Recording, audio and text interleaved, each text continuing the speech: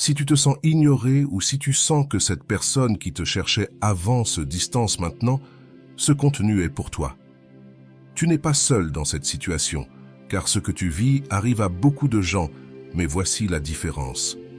Tout le monde ne sait pas quoi faire dans ces cas-là, et c'est ici que cette puissante leçon entre en jeu. Aujourd'hui, tu n'apprendras pas seulement quoi faire lorsque quelqu'un t'ignore ou se distance, tu apprendras à retrouver ton pouvoir. Dans cette vidéo, nous allons te montrer quelque chose que très peu de gens savent. Et non, il ne s'agit pas de stratégie de manipulation ni de faire en sorte que l'autre personne regrette, il s'agit de quelque chose de bien plus profond, quelque chose qui affecte ta paix intérieure et ta dignité émotionnelle. Nous allons t'enseigner à ne plus courir après les autres et à récupérer le contrôle de ta vie émotionnelle. Peu importe si c'est ton partenaire, ton ami ou quelqu'un qui compte beaucoup pour toi, lorsque quelqu'un t'ignore, ce n'est pas à propos d'eux, c'est à propos de toi. Si tu restes jusqu'à la fin, je te promets que tu apprendras à transformer la sensation d'être ignoré en ta plus grande source de pouvoir. Tu ne resteras pas avec des doutes et tu ne repartiras pas les mains vides. Ici, tu apprendras à prendre le contrôle de ton esprit, à récupérer ta dignité et à ne plus dépendre de l'attention des autres. Lorsque ces derniers se distancient, tu ne te perdras pas. De plus, tu ne seras pas seul dans ce processus, car nous allons te montrer des enseignements basés sur la psychologie, le stoïcisme et les conseils du mentor en amour-propre, Rolando. Ce contenu ne consiste pas à faire en sorte qu'ils reviennent en courant, il s'agit de quelque chose de beaucoup plus grand que toi, que tu n'aies plus besoin qu'ils le fassent. Alors, si tu sens qu'on t'ignore, si tu sens que cette personne spéciale s'est éloignée, ne t'inquiète pas, ce que tu vas apprendre ici pourrait être la leçon la plus importante de ta vie émotionnelle. Prépare-toi, car ce qui vient pourrait tout changer. Le premier pas pour affronter la sensation d'être ignoré, ou lorsque quelqu'un se distance, c'est de ne pas réagir impulsivement. La plupart des gens, quand ils sentent que quelqu'un s'éloigne, réagissent en envoyant des messages, des appels ou en tentant de réparer la situation, mais voici quelque chose d'important. Le besoin de contrôler l'incontrôlable te mène seulement à perdre le contrôle sur toi-même. La psychologie l'explique de cette manière, lorsqu'une personne se sent ignorée, son cerveau active le système de lutte ou de fuite. Ce système est conçu pour réagir face au danger, mais dans le domaine émotionnel, ce qui se passe souvent, c'est que l'esprit interprète l'absence de réponse comme une menace. Immédiatement, des pensées telles que « ai-je fait quelque chose de mal ?» Et si ça ne lui importait plus, que puis-je faire pour qu'il, elle me réponde, surgissent. Ces pensées ne sont pas le fruit du hasard. Le cerveau cherche à te protéger de la perte, et c'est pourquoi il active le besoin d'agir. Mais voici l'astuce. Ne pas agir est la manière la plus puissante d'agir. Le silence stratégique. Rolando le dit clairement. Lorsqu'une personne se distance, ne te déplace pas derrière elle, car si tu cours, elle continuera de courir. Si tu restes, elle se rendra compte que le monde ne tourne pas autour d'elle. Ce principe repose sur le concept d'autonomie émotionnelle. L'autonomie ne consiste pas à ne dépendre de personne, elle consiste à ne pas permettre que le comportement des autres détermine ta paix intérieure. Tu ne contrôles pas le fait qu'on t'ignore, mais tu contrôles ta réaction face à cela. Lorsque quelqu'un t'ignore, ton esprit te dit que tu dois faire quelque chose, mais voici la leçon la plus importante. Tu n'as rien à faire. Car chaque fois que tu agis dans le but de récupérer l'attention de quelqu'un, ce que tu montres n'est pas de l'amour, c'est de la peur. La peur de perdre l'autre personne, la peur qu'il, elle t'oublie. Mais ici, tu dois te poser la question, est-ce que je veux vraiment poursuivre quelqu'un qui s'éloigne de moi? La fausse croyance de la poursuite existe.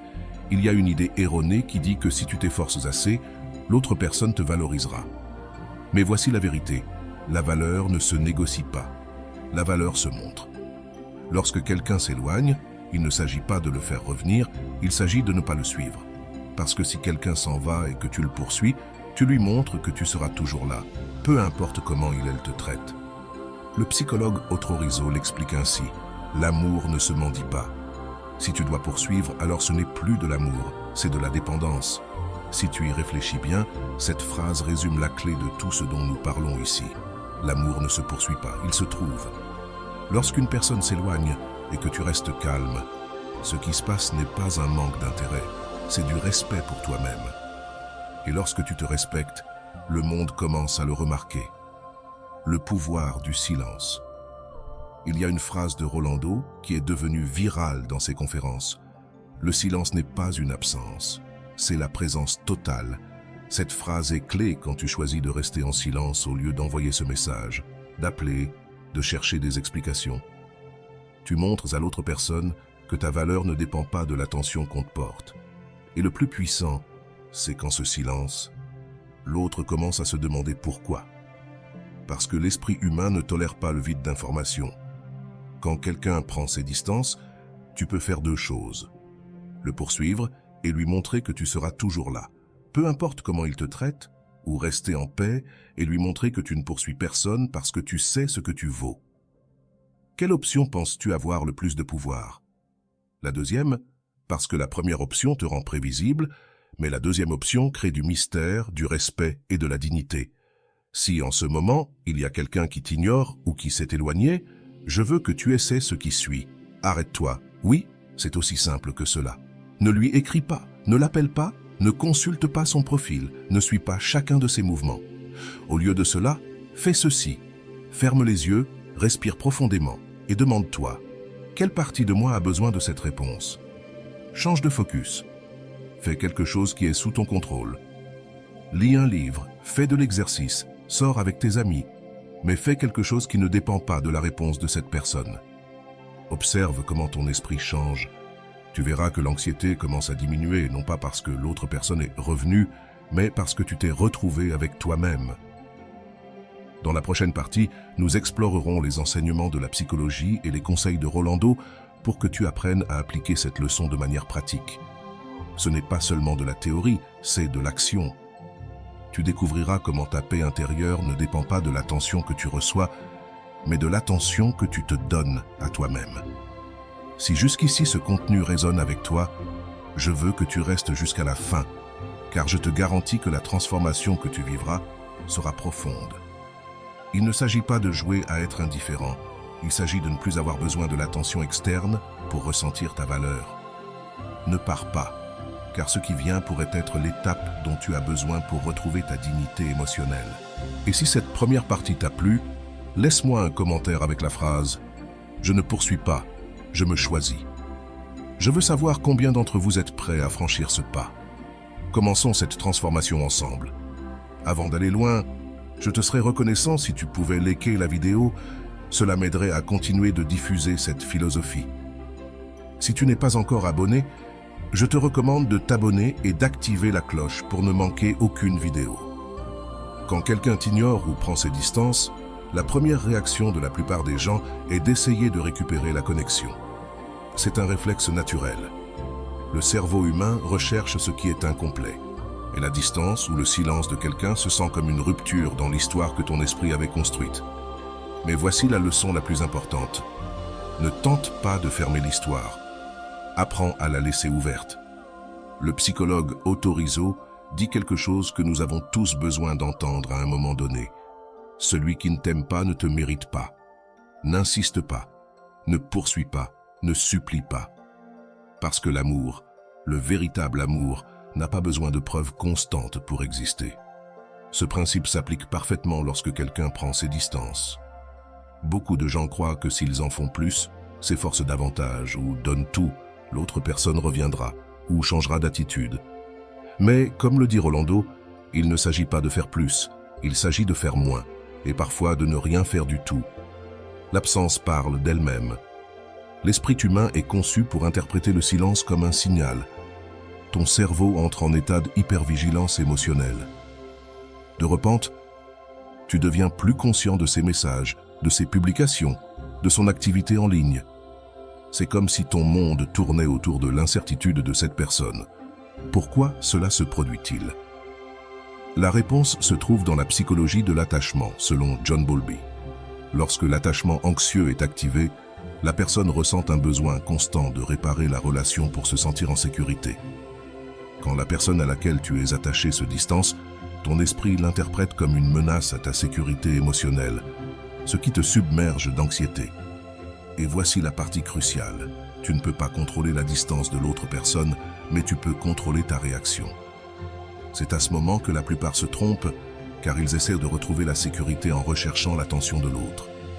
Mais ce que Rolando enseigne, c'est qu'au lieu de chercher l'attention extérieure, tu dois rediriger l'attention vers toi-même. Le silence n'est pas absence, c'est pouvoir. L'un des concepts les plus puissants que Rolando enseigne est que le silence n'est pas vide, il est présence totale. Il n'y a rien de plus percutant qu'une personne qui choisit de ne pas réagir.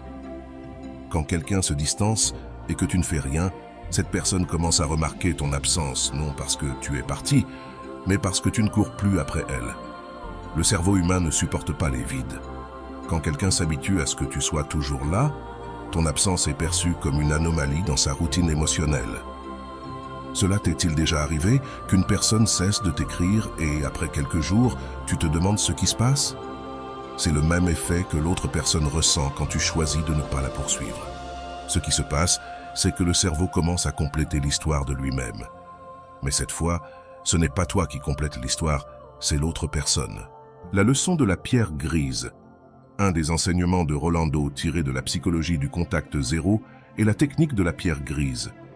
Cette technique est utilisée pour traiter avec des personnes narcissiques ou des personnes qui veulent constamment te manipuler émotionnellement. Qu'est-ce que cela signifie? Être une pierre grise, c'est devenir une présence inaltérable et immuable. Tu ne réagis pas, tu ne te bats pas, tu n'expliques pas, tu ne justifies pas. Ton silence devient ta protection. Comme une pierre ne répond pas lorsqu'on la frappe, toi non plus, tu ne réponds pas aux provocations émotionnelles. Rolando explique que tu n'as pas à être la personne qui réagit à tout. Si chaque fois que tu es provoqué, tu réponds, tu deviens quelqu'un de contrôlable. Mais si tu choisis de ne pas répondre, tu cesses de faire partie du jeu. Être une pierre grise n'est pas facile. La tentation de répondre pour clarifier les choses est forte. Mais voici la vérité. Tu n'as rien à clarifier. Quand quelqu'un se distance et que tu deviens une pierre grise, l'autre personne commence à remarquer qu'elle n'a plus de pouvoir sur toi. Et c'est la leçon la plus puissante de toutes. L'effet de la dignité silencieuse. Un des enseignements les plus puissants de Rolando est que ta dignité ne se crie pas, elle se montre. Et la façon la plus claire de montrer ta dignité est à travers le silence. En effet, tant que tu parles, expliques ou justifies, l'autre personne garde ton attention. Mais quand tu choisis de ne pas parler, de ne pas justifier et de ne pas réagir, tu envoies un message clair. Je n'ai pas besoin de ta validation pour sentir ma valeur. Quand quelqu'un se distance et que tu choisis la dignité silencieuse, quelque chose de curieux se produit. L'autre personne commence à se demander pourquoi tu ne réagis pas. L'esprit humain est conçu pour remarquer les changements de comportement. Si auparavant tu réagissais à tout et que maintenant tu ne réagis plus, l'autre personne s'en rend compte. Et voici la clé. Tu ne fais pas cela pour que l'autre s'en rende compte, tu le fais pour toi. Parce que lorsque tu choisis de ne pas réagir, tu ne récupères pas seulement ta dignité, tu récupères aussi ta paix. La psychologie du contrôle interne. Le psychologue Dr. Frank, dans son livre « L'homme en quête de sens », mentionne quelque chose de fondamental pour comprendre la leçon d'aujourd'hui. Frank dit qu'entre le stimulus et la réponse, il existe un espace. Et dans cet espace, tu as le pouvoir de choisir ta réponse. Lorsque quelqu'un se distance, la plupart des gens réagissent automatiquement, ils se sentent mal, ressentent le besoin de récupérer la relation et sans réfléchir, envoient des messages ou font d'autres actions. Mais la véritable transformation survient lorsque tu te rends compte que cet espace entre le stimulus, la distance et ta réponse, ta réaction, est ta plus grande source de pouvoir. Si quelqu'un se distance et que tu décides de ne rien faire, tu ne perds pas l'opportunité, tu gagnes du contrôle sur ton esprit. Action clé pour lorsque l'on t'ignore ou se distancie. Si tu te trouves dans une situation où quelqu'un se distancie, je veux que tu te souviennes de ceci. Ne cours pas après cette personne. L'action que tu dois entreprendre n'est pas envers l'autre personne, elle est envers toi-même. Voici quelques actions clés que tu peux faire pour retrouver ta paix. Ne poursuis pas, observe. Au lieu de poursuivre l'autre personne, observe comment tu te sens. D'où vient le besoin de la rechercher? Redirige ton attention, va te promener, lis un livre, appelle un ami, mais ne reste pas là à attendre une réponse. Deviens une pierre grise. Ne réagis pas à la distance. Laisse l'autre personne expérimenter l'absence, car parfois l'absence enseigne plus que n'importe quel mot. Choisis la dignité silencieuse. Tu n'as pas besoin qu'on te cherche pour prouver ta valeur. Tu vaux déjà, peu importe si on te cherche ou non.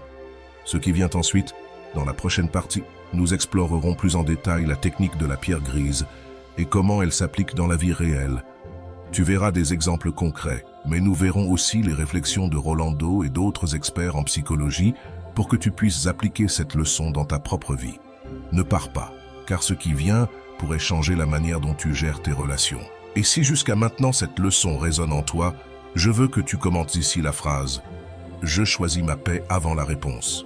Je veux savoir combien d'entre vous sont prêts à franchir ce pas. Lorsque quelqu'un t'ignore ou se distancie, la première sensation que tu ressens est l'incertitude. Cette incertitude n'est pas le fruit du hasard ni un caprice de ton esprit. C'est en réalité une réponse naturelle provenant du besoin de contrôler ton environnement. Mais voici le problème. Tu ne peux pas contrôler l'autre personne.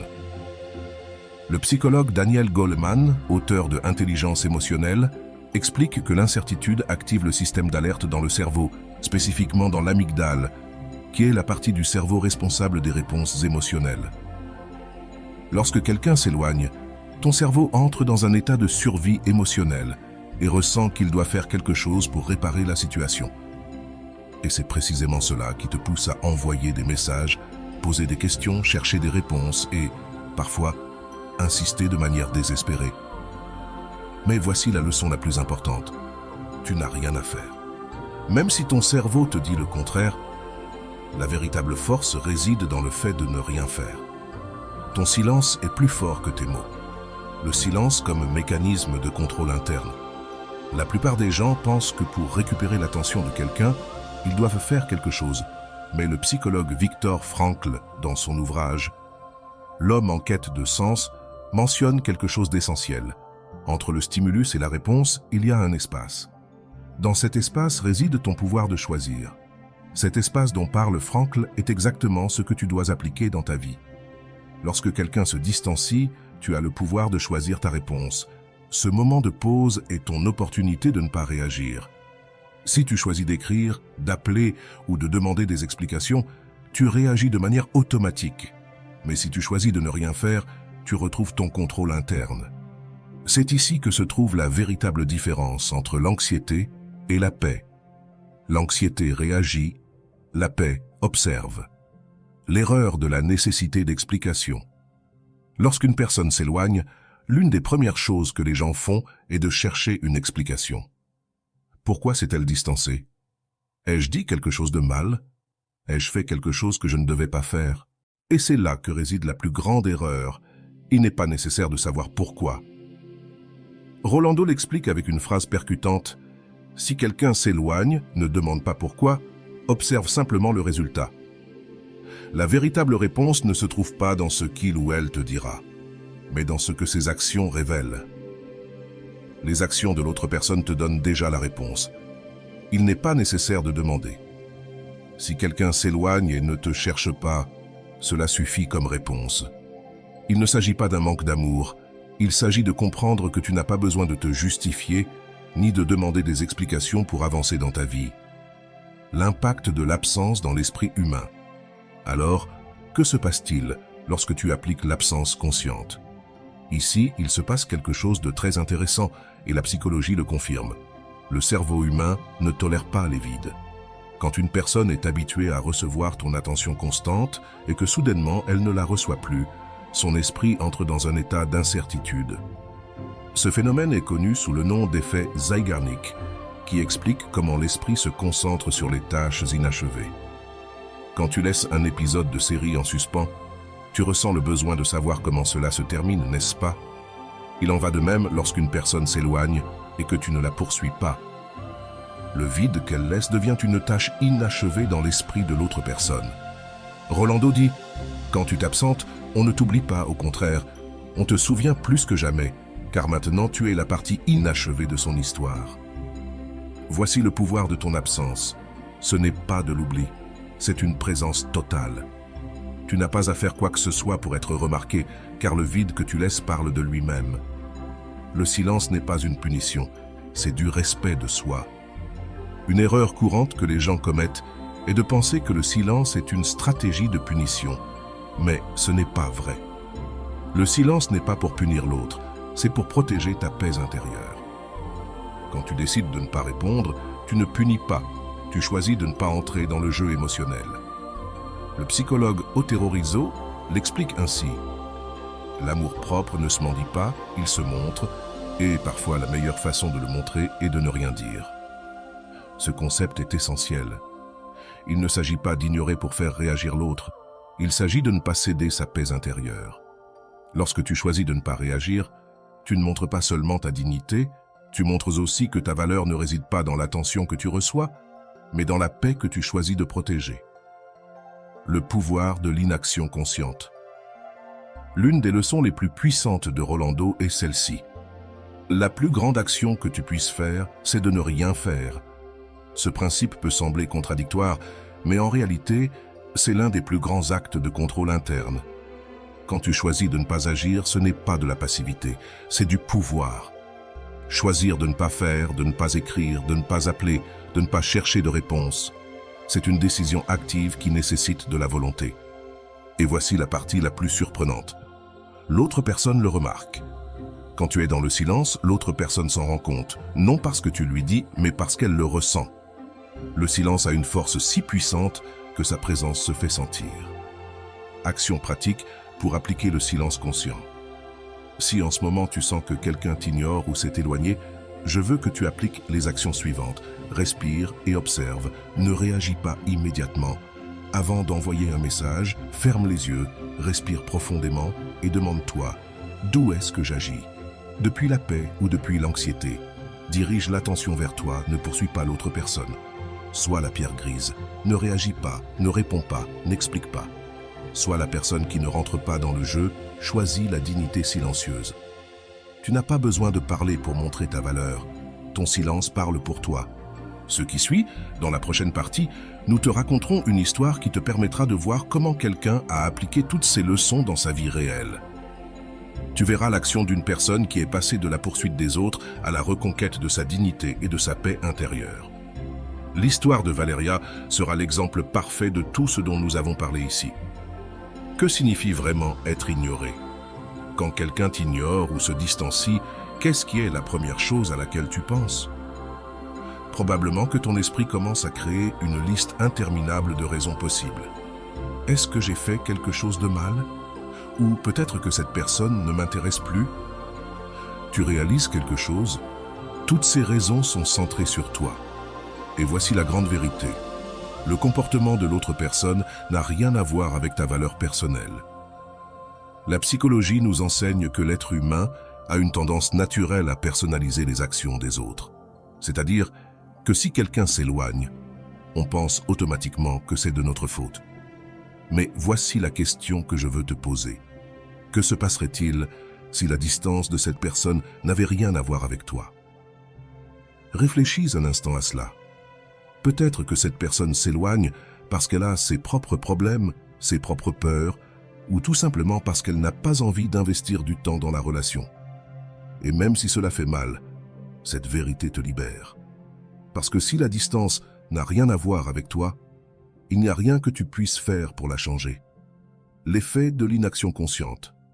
Quand tu choisis de ne rien faire face à la distance de quelqu'un, beaucoup de personnes pensent qu'elles perdent l'opportunité de récupérer cette personne. Mais et si ce n'était pas une question de perdre une opportunité? Et si c'était une question de gagner ta dignité? Je te pose cette question. Qu'as-tu gagné jusqu'à maintenant en poursuivant quelqu'un qui s'éloigne? Pense à toutes ces fois où tu as envoyé des messages en attendant une réponse. Qu'as-tu obtenu? De l'anxiété, de l'attente, du désespoir. Et parfois même, tu n'as pas reçu la réponse que tu voulais. Mais que se passerait-il si, pour une fois, tu décidais de ne rien faire? Ce ne serait pas de la passivité, ce serait de la puissance. Parce qu'au lieu de poursuivre, tu choisirais ta paix. Le psychologue Viktor Frankl nous a enseigné qu'entre le stimulus et la réponse, il y a un espace. Cet espace est ta plus grande opportunité de changement. La prochaine fois que tu sentiras l'envie d'écrire à quelqu'un qui t'ignore, je veux que tu penses à cet espace. Là, dans ce moment de pause, se trouve ta liberté. La peur de la perte, Lorsque quelqu'un se distancie, la plus grande peur que nous ressentons, c'est la perte.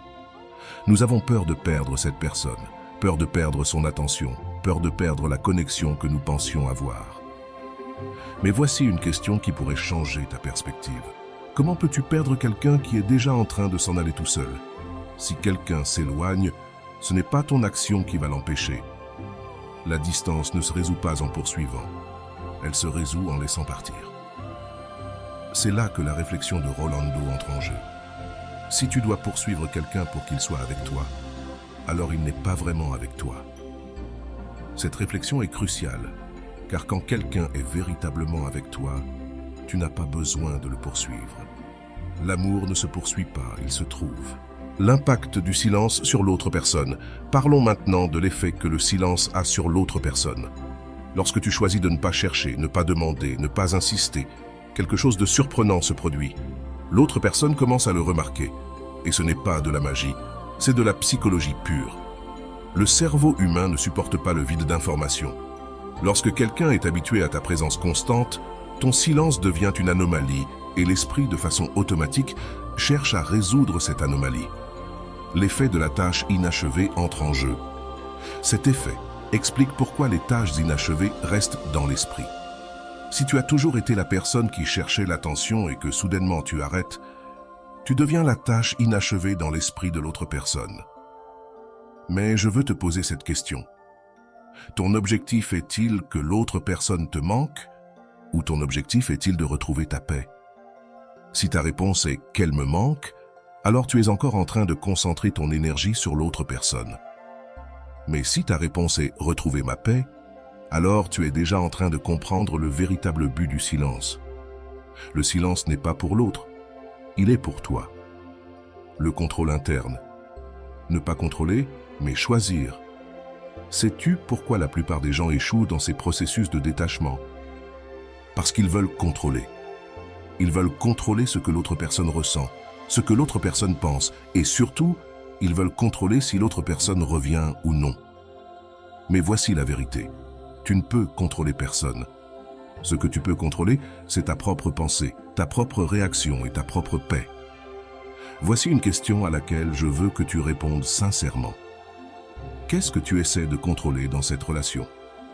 Si ta réponse est « qu'il ou elle me valorise » ou « qu'il ou elle me cherche », alors la solution n'est pas dans l'autre personne, elle est en toi.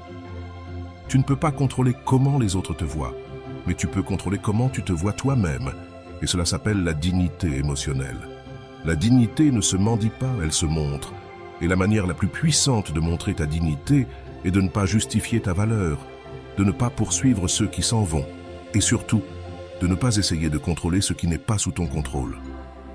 Je vais maintenant te poser quelques questions importantes. Ces questions ne sont pas pour que tu me les répondes à moi, mais pour que tu te les répondes à toi-même. Cette méthode t'aidera à comprendre d'un point de vue plus profond ce que tu cherches réellement. Si l'autre personne s'éloigne et ne te cherche pas, qu'est-ce que tu penses que tu vas gagner en la poursuivant? Combien de fois as-tu cherché une réponse qui n'est jamais arrivée? Est-ce que ça en valait la peine? Si tu pouvais récupérer le temps que tu as perdu à attendre des réponses, comment l'investirais-tu maintenant?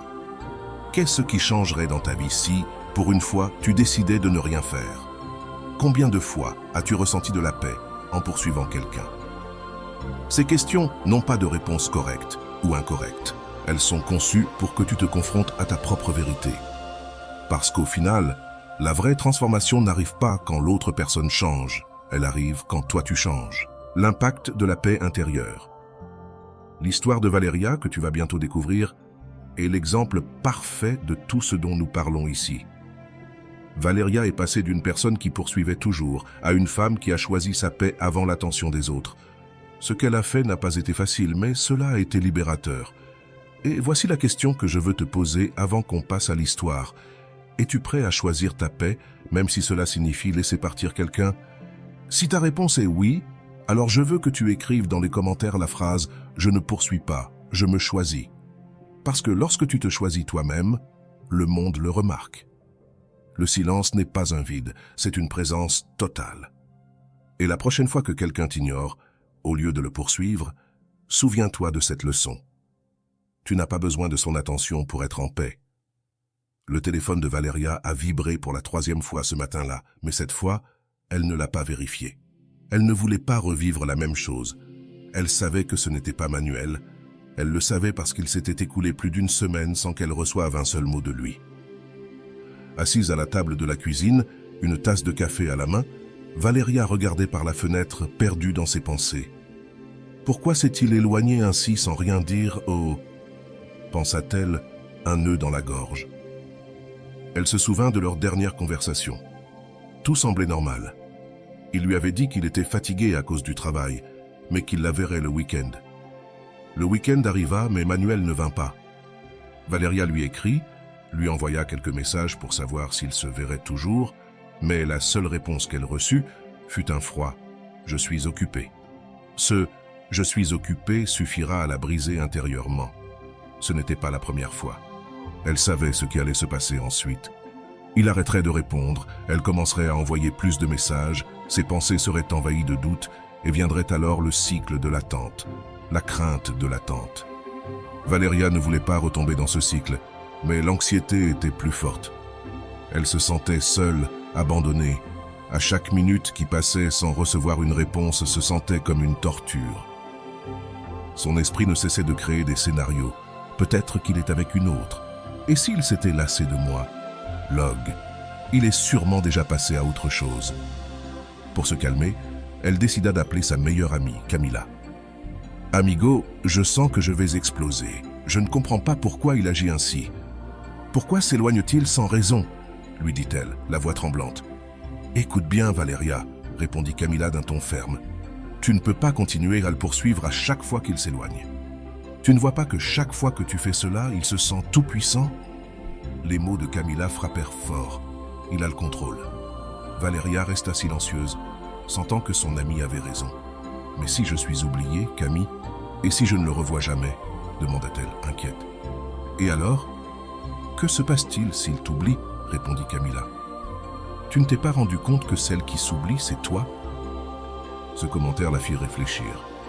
C'était vrai, elle passait ses semaines à penser à Manuel, à ses messages, à ses réponses, sans penser une seule fois à ce dont elle avait besoin. Cette nuit-là, Valéria ne dormit pas bien. Chaque fois qu'elle fermait les yeux, elle ressentait l'envie de déverrouiller son téléphone et vérifier si Manuel avait écrit. Mais elle ne le fit pas. La sensation d'abandon devint plus forte, et pour la première fois, Valéria pleura. Pas pour Manuel, mais pour elle-même. Elle comprit alors que son cœur était fatigué de chercher des réponses là où il n'y en avait pas. Le lendemain, en buvant son café, elle ouvrit YouTube pour se distraire un peu. Dans la liste de recommandations, une vidéo est apparue. Quelque chose dans le titre piqua sa curiosité. Elle cliqua dessus et la vidéo commença. La voix de Rolando était calme, ferme et directe. Si quelqu'un prend ses distances, ne le poursuis pas, car en courant après quelqu'un, tu t'éloignes de toi-même.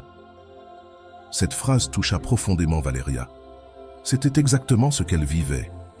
Elle s'était tellement éloignée d'elle-même en cherchant à se rapprocher de Manuel qu'elle ne savait même plus ce qu'elle voulait.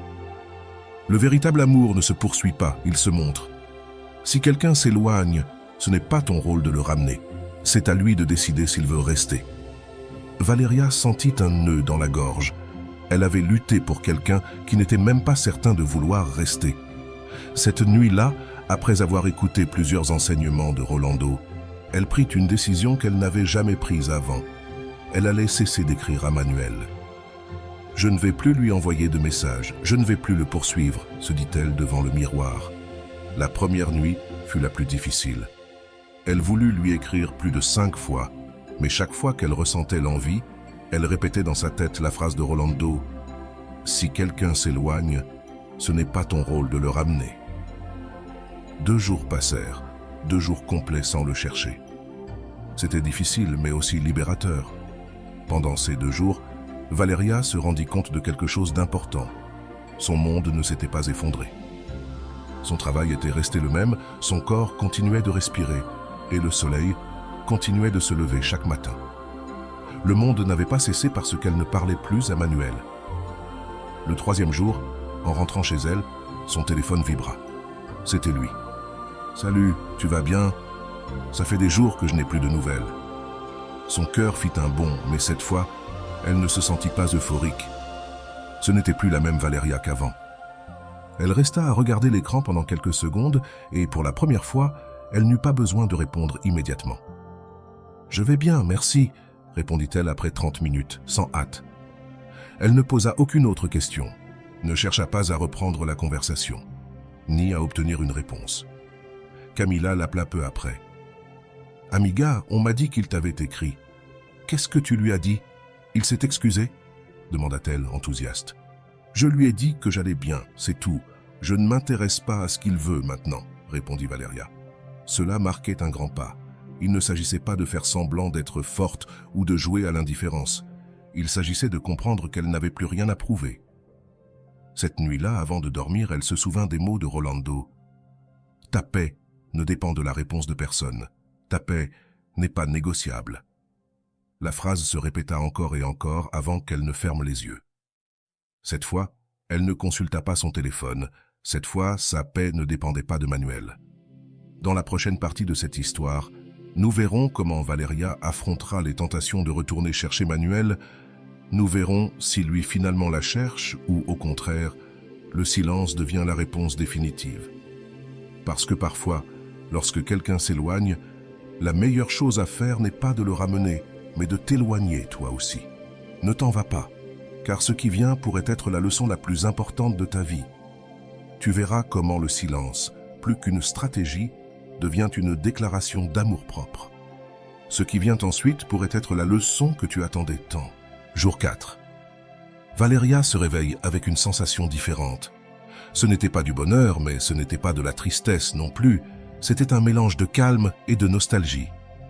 Elle s'étira dans son lit, prit son téléphone, et cette fois, ce n'était pas pour vérifier si Manuel lui avait écrit.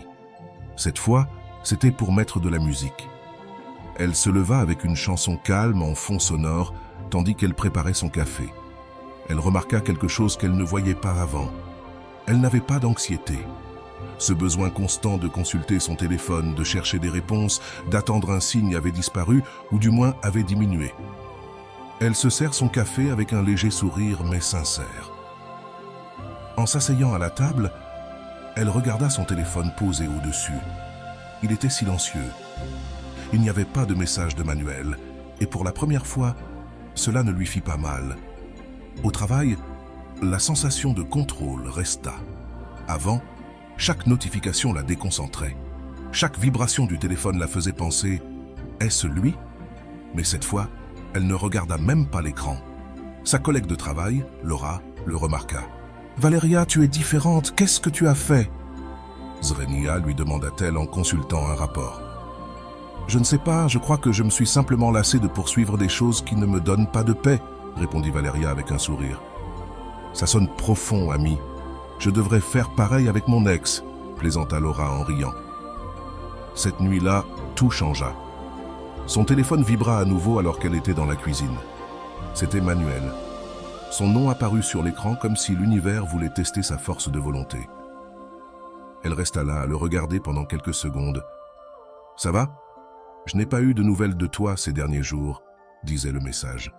Valeria ressentit un petit élan pour répondre immédiatement, mais cette fois, quelque chose en elle lui dit « Tu n'as pas besoin de le faire maintenant. » Elle décida de finir de laver les plats d'abord, prenant son temps.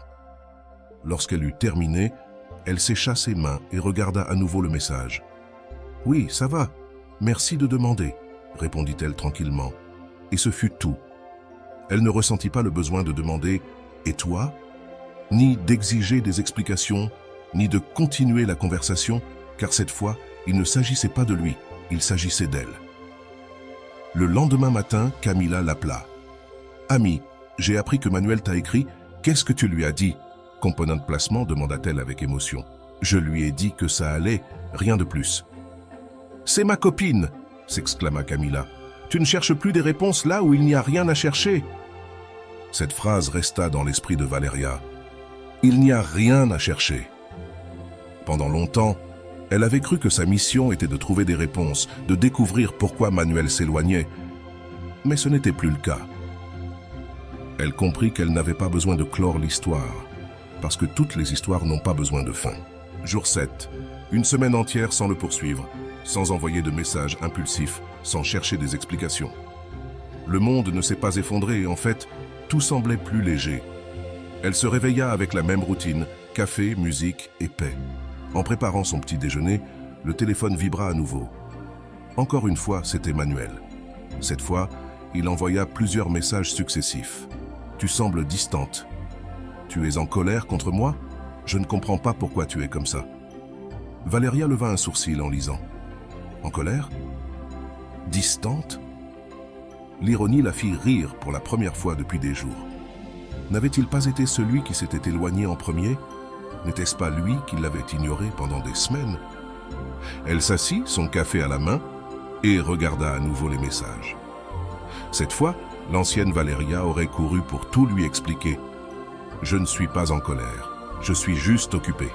Ne t'inquiète pas, je vais bien. » Mais la nouvelle Valéria a fait quelque chose de différent. Elle n'a pas répondu, elle est restée à regarder les messages avec une calme qu'elle n'avait jamais ressentie auparavant. Ce n'était pas un jeu, ce n'était pas de la vengeance, c'était la paix. Elle a pris son téléphone, l'a mis en mode « ne pas déranger » et a poursuivi sa journée, non pas parce qu'elle punissait Manuel, mais parce qu'elle n'avait plus besoin de son attention pour se sentir bien. Cet après-midi-là, Camilla a de nouveau essayé de l'appeler. « L'as-tu rappelé ?» Non, elle n'avait rien à lui dire. « Et tu te sens bien avec ça ?» demanda Camilla avec curiosité.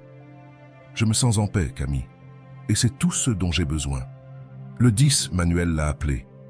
Cette fois, ce n'était pas un message, c'était un appel direct. Valéria a regardé l'écran, a vu son nom et, pendant un instant, son cœur a battu un peu plus vite. Mais elle n'a pas répondu. Elle est restée à regarder l'écran jusqu'à ce que l'appel se termine. À un autre moment de sa vie, elle aurait ressenti de l'anxiété, elle se serait demandé « Et si c'était important ? Et si je devais lui parler ? Mais cette fois, non. Car cette fois, sa paix était la priorité. » Camilla a appris l'appel. « L'as-tu rappelé ? » « Non, je n'ai rien à lui dire.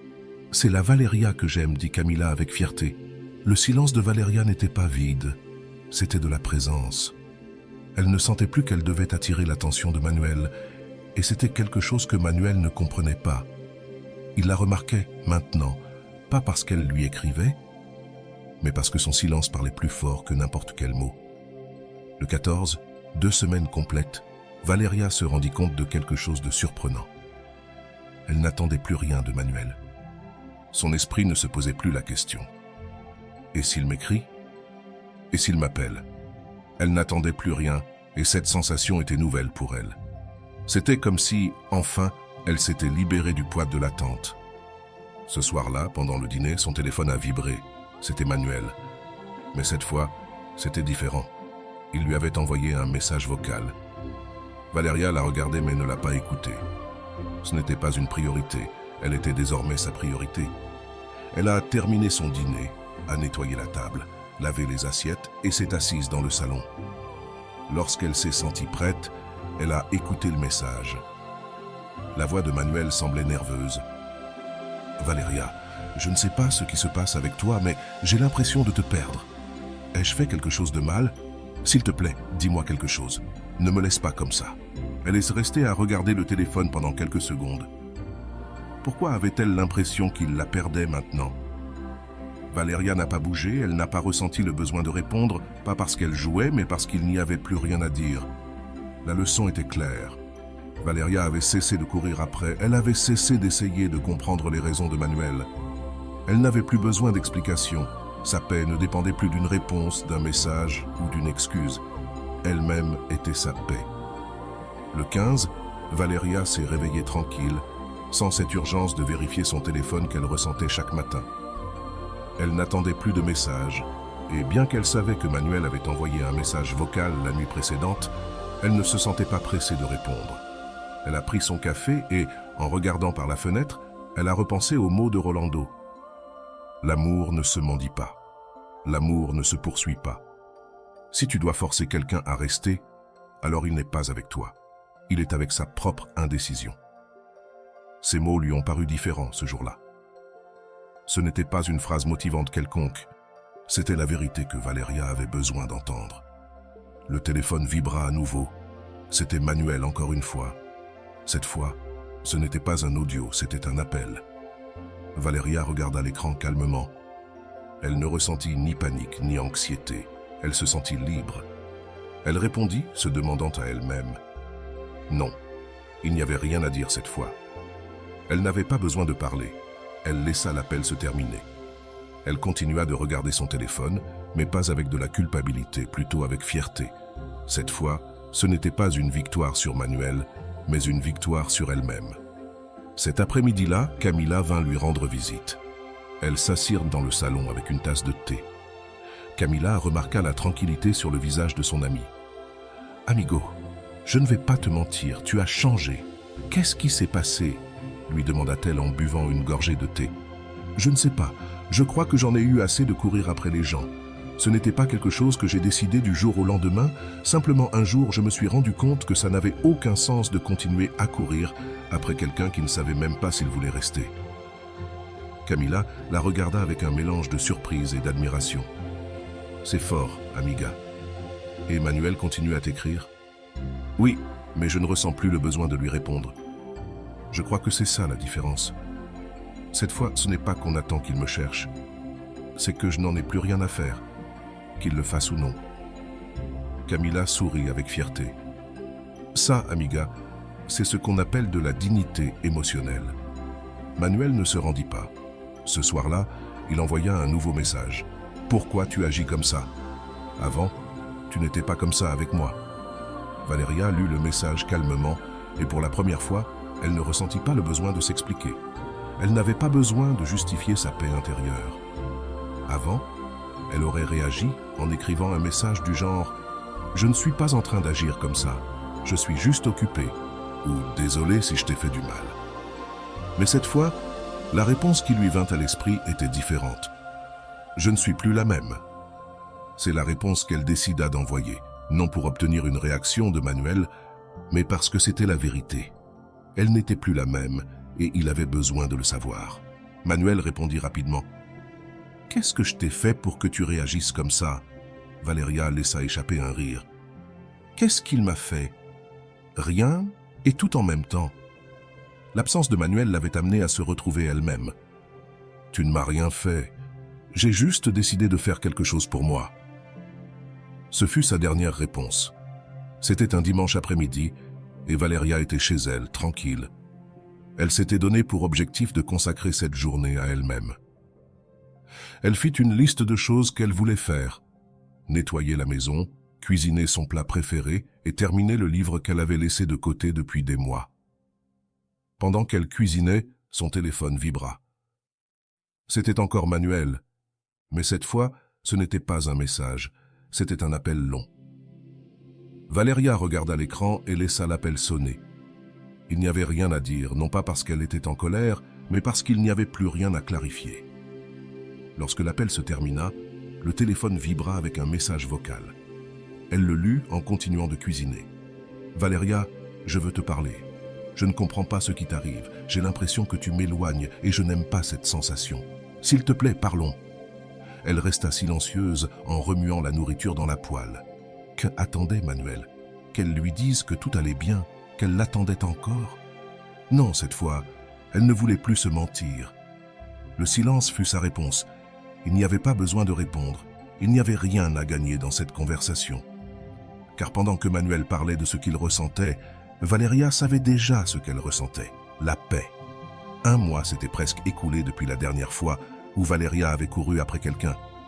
Ce soir-là, alors qu'elle regardait la lune par la fenêtre, elle se rendit compte de quelque chose d'important. Elle ne se manquait pas à elle-même, elle ne s'était pas perdue par amour. En fait, elle s'était retrouvée. Camila l'appela ce soir-là. « Amiga, comment tu vas ? » ?»« Je vais bien, Camille. J'ai l'impression d'aller mieux que jamais. »« Emmanuel continue à te chercher. »« Oui, mais ça n'a plus d'importance.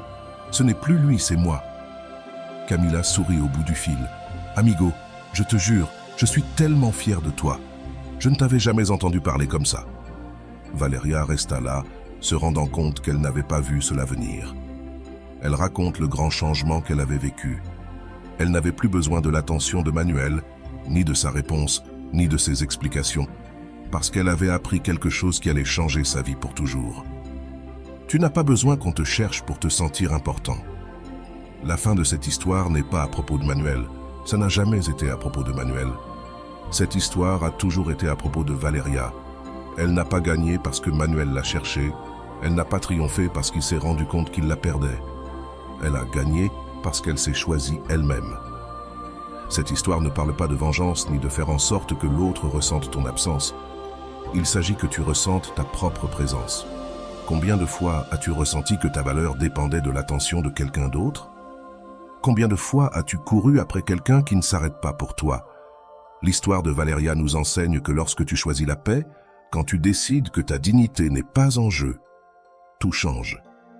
Tu n'as plus besoin de contrôler la réponse de qui que ce soit, ni d'attendre que quelqu'un revienne, ni de demander ce que tu as fait de mal. Parce que lorsque tu comprends ta valeur, la question n'est pas pourquoi il s'en est allé, la question est pourquoi je continuerai à poursuivre quelqu'un qui ne veut pas rester. Leçon finale.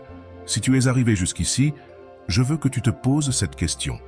Combien de temps encore es-tu prêt à poursuivre quelque chose qui ne fait que te voler la paix? L'histoire de Valeria nous montre que la paix ne se trouve pas lorsque l'autre personne répond. La paix se trouve lorsque tu décides de cesser d'attendre la réponse. L'histoire de Valeria est plus qu'une simple anecdote. C'est le reflet d'une transformation émotionnelle profonde. Il ne s'agit pas de gagner l'attention de Manuel ni de prouver qu'elle en valait la peine. Il s'agit de récupérer le contrôle de sa paix émotionnelle. Dès le début, Valeria était prise dans un cycle que beaucoup connaissent bien. La nécessité de poursuivre des réponses, poursuivre de l'attention, poursuivre des illusions. Ce cycle n'est pas une coïncidence, ni quelque chose de normal. En fait, la psychologie explique que ce comportement provient de l'anxiété d'attachement. Le psychologue John Bowlby, créateur de la théorie de l'attachement, explique que les personnes avec un style d'attachement anxieux ont tendance à rechercher constamment la validation externe. Lorsque quelqu'un s'éloigne, le cerveau de la personne avec un attachement anxieux se déclenche, générant une sensation de danger. C'est pourquoi les personnes avec ce type d'attachement ont tendance à envoyer des messages, appeler, insister et même justifier les actions de l'autre. Ce n'est pas de l'amour, c'est de la peur. Mais Valeria a rompu ce cycle, et voici la grande question que je veux te poser. Pourquoi crois-tu que ça a été si difficile pour Valeria d'arrêter de lui écrire? La réponse est dans sa peur de la perte. L'esprit de Valeria pensait que si elle n'écrivait pas, Manuel l'oublierait. C'est l'une des plus grandes erreurs que nous commettons, croire que l'attention de l'autre est la seule preuve de notre valeur, alors qu'en réalité, la véritable valeur réside dans notre capacité à rester en paix, même quand personne ne nous cherche. Le silence n'est pas une absence, c'est une présence totale. Tout au long de l'histoire, nous avons vu comment Valeria est passée de l'anxiété au contrôle émotionnel.